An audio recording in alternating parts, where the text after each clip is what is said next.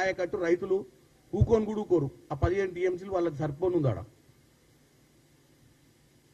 మనం ఒక ఆలోచనతోటి కొండపోచంపల్లి నుంచి మల్లన్న సాగర్ నుంచి కొండపోచంపల్లికి తెచ్చి కొండపోచంపల్లి నుంచి ఈయన మళ్ళీ కేశవపురం తీసుకొని కేశవపురం నుంచి ఇట్లా తీసుకొచ్చి ఇలా కలుపుతా అని చెప్పి ఒక 4-5 ప్యాకేజ్ చేసి దీన్ని 12-13 వేల కోట్లకు తీసుకుపోయేటోళ్ళు వాళ్ళ చేతిలో పెడితే ఆఖరికి ఏమో అంటే ఆ కొండపోచంపల్లికి వచ్చేవి కావు, ఈ కేశవపురంకి వచ్చేవి కావు, ఈ కిందికి పోయేవో కాళేశ్వరం లెక్కనే ఎక్కడో మధ్యన గులేశ్వరం అయ్యేది, నీళ్లు కూడా వచ్చేవి కావు. ఇప్పుడు మనం ఏం చేస్తున్నారు రేవంత్ రెడ్డి గారు డైరెక్ట్ మల్లన్న సాగర్ నుంచి 20 టీఎంసీలు డైరెక్ట్ గుంజుకొని గండిపేటలకు తీసుకొచ్చి పర్మనెంట్ డ్రింకింగ్ రిసోర్సెస్ని 365 days 24/7 వాటర్ అవైలబిలిటీ తీసుకురావాలని ఒక పట్టుదలతో పనిచేస్తుంది. బంకచర్లను తీసుకొస్తారు గోదావరి మీద ముచ్చట చెప్పనికి. హైదరాబాద్ మంచినీళ్లు మూసింగ్ చేద్దామంటే దాంట్లో కాళ్ళ కర్రలేనిక చూస్తారు.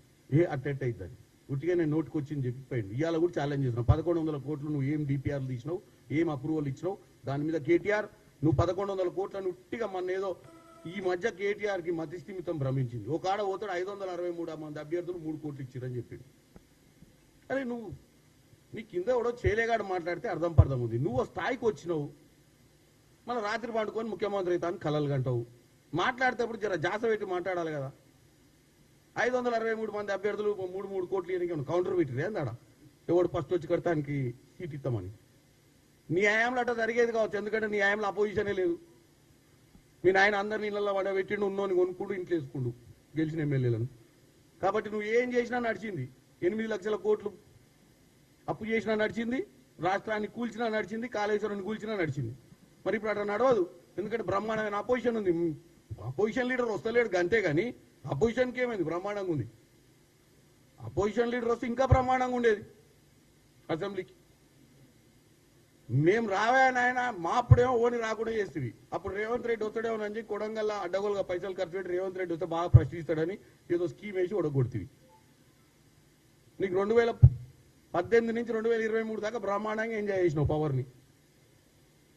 ఇప్పుడు నేను ఒకటే చెప్తున్నా, కేటీఆర్ గారు ఇష్టం ఉన్నట్టు ఇవాళ వినోద్రావు గారికైనా నిన్నటి కేటీఆర్ 1100 గురించి మంచినీళ్ళ గురించి అయినా, ఈరోజు ఆల్మాటి గురించి అయినా, మొన్న బన్కచర్ల గురించి అయినా, వీటన్నిటి మీద మీరు తెలంగాణ ప్రజల్ని కన్ఫ్యూజ్ చేస్తున్నారు.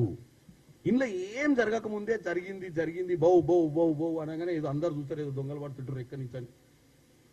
అసలు దొంగలు పడ్డది మీ రాజ్యంలో, మీరు పాలించిన రాజ్యంలో దొంగలు పడి దోసుకొని వెళ్ళిపోయారు.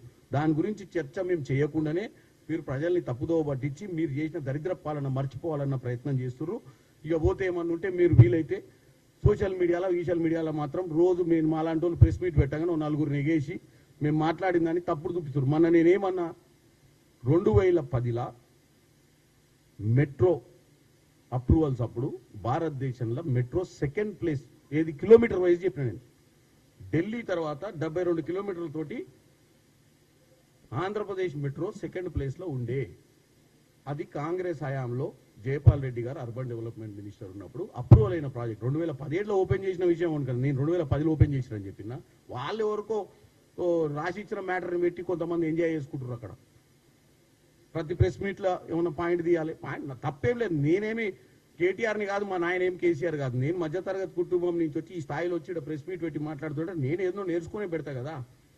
దాంట్లో మీరు నన్ను ఇంత పాపులర్ చేసిందే మీ సోషల్ మీడియా. అసలు మీకు థ్యాంక్స్ చెప్పాలి నేను, లేకపోతే నన్ను ఎవడు గుర్తుపట్టేటోడు. నేనేదో ప్రెస్ మీట్ పెట్టుకొని పోతే నేను పెట్టిన ప్రెస్ మీట్ 3 రోజులు నడిపిస్తారు మీరు.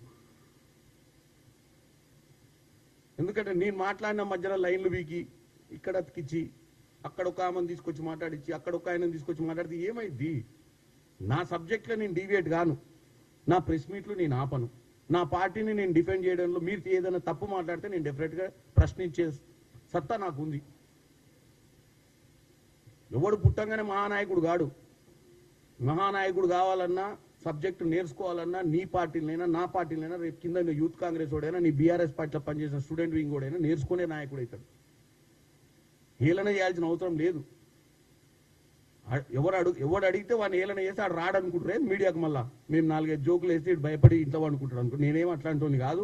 బరాబర్ మీరు ఇట్లాంటి దరిద్రపు మీటింగ్లు పెట్టి ఆల్మాటి గురించి, బన్కచర్ల గురించి, మంచినీళ్ళ గురించి పిచ్చిగా మాట్లాడి తప్పుడు ఫిగర్లు ఇచ్చి తెలంగాణ ప్రజలను తప్పుదో పట్టిస్తే బ్రహ్మాండంగా వస్తాం, మాట్లాడతాం, చెప్తాం తెలంగాణ ప్రజలకు. ఈ ప్రెస్ మీట్ పెట్టింది మీరు చూస్తారని కాదు, తెలంగాణ ప్రజలు చూస్తారని పెట్టినా. మీ సోషల్ మీడియా వాళ్ళు ఇంత పెద్ద స్క్రీన్లు పట్టుకొని తప్పులేమని ఎత్తుకోనిక పెట్టలే ఇది పెట్టింది ప్రెస్ మీటు. మీరు ఏం మాట్లాడుతారు, మేము ఏం మాట్లాడుతున్నాం, మా ప్రభుత్వం ఏం చేయాలనుకుంటుంది, మీరు మా ప్రభుత్వాన్ని నిందలు ఎట్లేస్తారు, దాన్ని ఆ నిందల్ని తిప్పికొట్టడానికే ప్రెస్ మీట్లు పెడతాం ఇక్కడ. కాబట్టి నేను ఒక్కటే చెప్తున్నా తెలంగాణ ప్రజలకు, కర్ణాటక ప్రభుత్వము ఎట్టి పరిస్థితుల కర్ణాటక ప్రభుత్వము 100 టీఎంసీల నీళ్లు నిల్వ చేసుకునే ప్రయత్నం చేసినా 519 నుంచి 524 పెంచినా సుప్రీంకోర్టులో మ్యాటర్ ఉంది. సుప్రీంకోర్టులో బరాబర్ ఫైట్ చేస్తాం. మాకు చిత్తశుద్ధి ఉంది. మీకంటే ఎక్కువ చేస్తాం. మీ హయాంలో ఏం చేసిరో అన్నిప్పుడే చెప్పినా 299 టీఎం అన్నిటి గురించి ఇంతకంటే ఎక్కువ చెప్ప. దయచేసి తప్పుడు ప్రచారం చేయకండి. తెలంగాణ ప్రజలు వాళ్ళ తప్పుడు ప్రచారం వినకండి.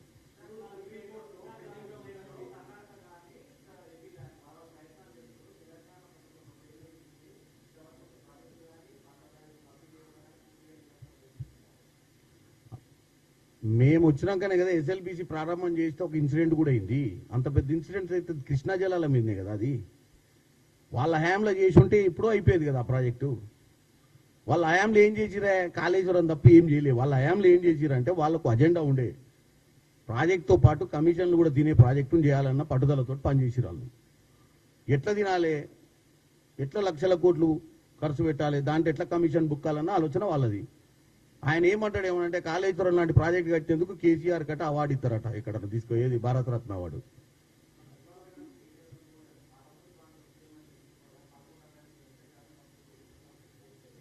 పాలమూరు రంగారెడ్డి మీద ఇంతో అంతో పనిచేసి